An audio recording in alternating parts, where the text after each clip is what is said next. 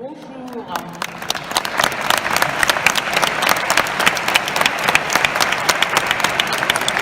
Bienvenue au festival Série Mania pour cette masterclass que vous attendez tous, d'une immense star hollywoodienne, d'une légende du cinéma. Vous vous rappelez tous de son rôle de Mia Wallace, vous vous rappelez tous de Pulp Fiction, vous vous rappelez tous de Kill Bill, Tarantino, vous savez tous qu'elle est apparue dans 4 séries télévisées. C'est une immense star qui nous fait l'honneur d'être là. Vous allez être en plus le premier public à découvrir en avant-première mondiale, bien sûr, Chambers. Merci d'accueillir Uma Thurman.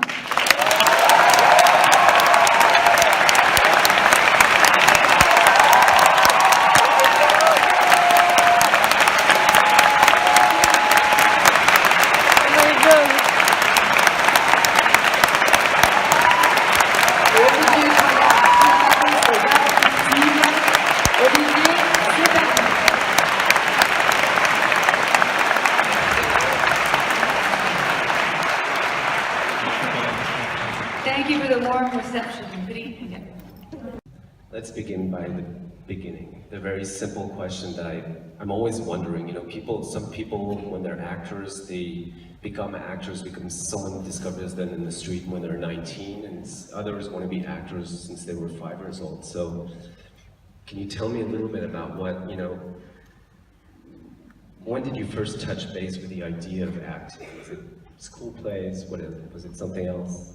Well, it was school plays, but I do think that we are also suggestible as children, and there's this theory that if you can see it, you can be it. And my grandmother passed away when I was 3, was an actress, my father's mother, and so I grew up, hearing about who she was and that she loved the theater, and I think it probably planted in my mind that it would be possible somewhere, somehow, and from there I was constantly doing plays, like a lot of actors,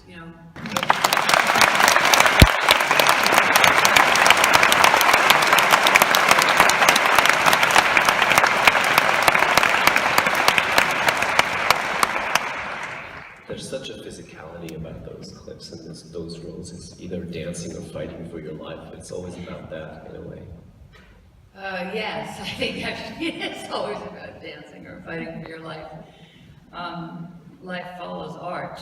I have sort of 12 shades of PTSD just even watching myself. Those were epic experiences. So it was pretty epic. Quentin really knew that he wanted that series of those specific dances, starting with the twist. We choreographed it in a tiny trailer. They choreographed it.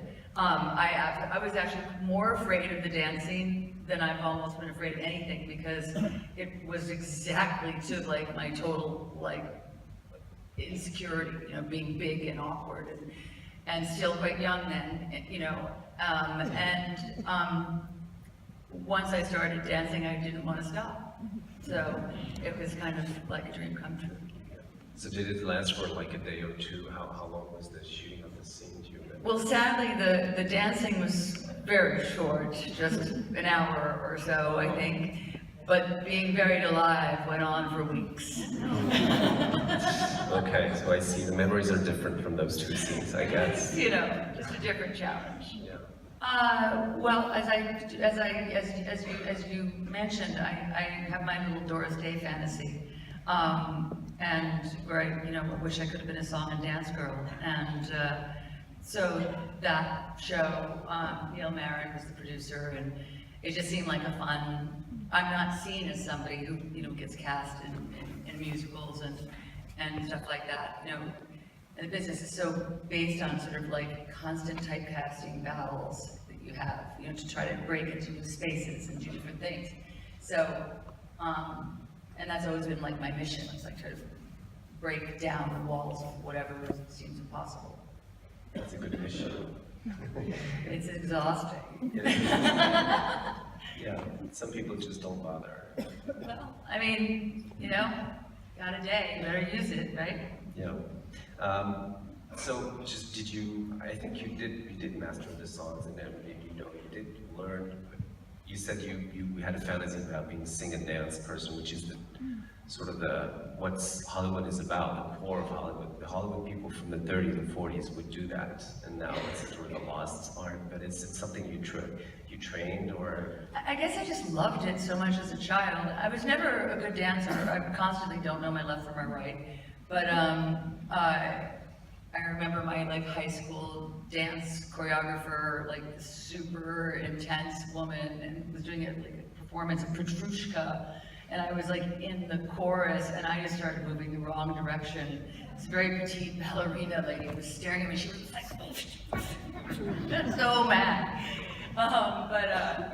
Anyway, yeah, no, I don't know. I think it gives people joy.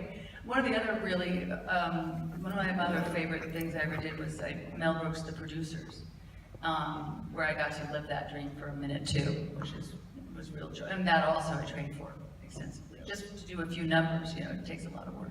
Tell us one thing to take away about Chambers that, what would it be? Well, this is so scary, as we talked about earlier, but I think there's a lot of personality in the show that is atypical, and there's a lot of sort of female energy in it, and I think there's a lot of heart, at the same time as it's finding its path towards entertainment.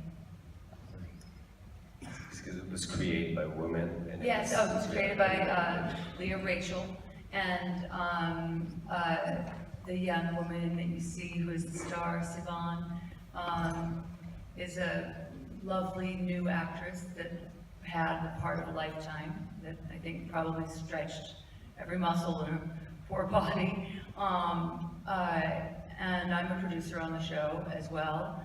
And I don't know, there's a lot of great young people that are really, I think, special talents. You'll see. So you get your heart in it. I sort of feel like I'm almost like the godparent of the show and the character.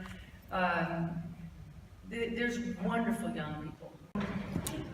I would like to ask you, besides your amazing career, on a human level, can you share with us something that you are good at and something that you are less good at? I'm pretty good at cooking.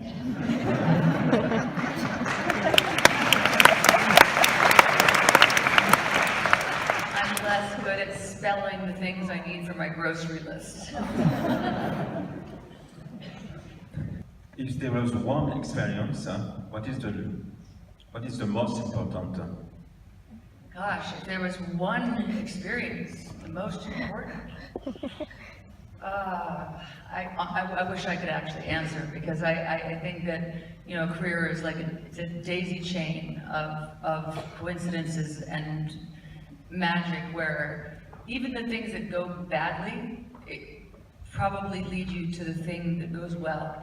You have to learn on the curve up and the curve down. So and then they tend to do this. So I don't know. I guess the most important quality, I would say, would be endurance. About Tarantino, did you have any problem with one of his movies? I mean, did Tarantino was maybe too rude or rough sometimes? I mean, he's got a real sense of humor. It doesn't always line up exactly with mine, but honestly, I do think the man is quite brilliant, and I think that he's sort of wrestling his demons metaphorically in live art. I think he's the most sort of I think there's something incredibly free about him, uninhibited as an artist, that is really, really shocking and unusual. So there's no point in inhibiting him, because he's free.